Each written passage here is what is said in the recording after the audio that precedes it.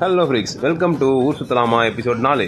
நேற்று நம்ம முத்துமலை முருகரை பார்த்துருந்தோம். அங்கே ஒரு அதிசயம் இருக்குன்னு சொல்லியிருந்தோம். அது என்னன்னா பின்னாடி நம்ம சுற்றி வரும்போது ஒரு குட்டியாக ஒரு சர்ச் போவோம்.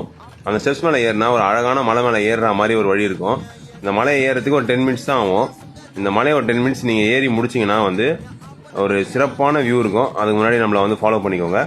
ஸோ இங்கே தான் உண்மையான முத்துமலை முருகர் இருக்காரு. ஸோ நீங்கள் யாராச்சும் இந்த கோயிலுக்கு போனீங்கன்னா மறக்காமல் பின்னாடி இருக்க மலையில் ஏறி இவரையும் தரிசனம் பண்ணிவிடுங்க.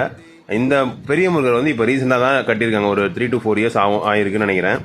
அதுக்கப்புறமா மேலே வியூவில் நீங்கள் பார்த்தீங்கன்னு வச்சுக்கோங்களேன், செமையாக இருக்கும். நல்ல ஒரு பியூட்டிஃபுல்லான வியூ இருக்கும்.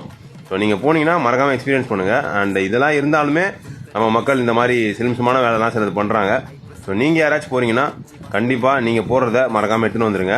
அண்ட் அது என்ன அதிசயம்னா, இங்கே இருக்க மலையை பாருங்கள், மேலே போட்டிருக்க ஃபோட்டோவை பாருங்கள், ரெண்டுமே ஒரே மாதிரி இருக்கும். ஆக்சுவலாக அங்கே முருகர் படுத்துட்டு இருக்க மாதிரியே இருக்கும்.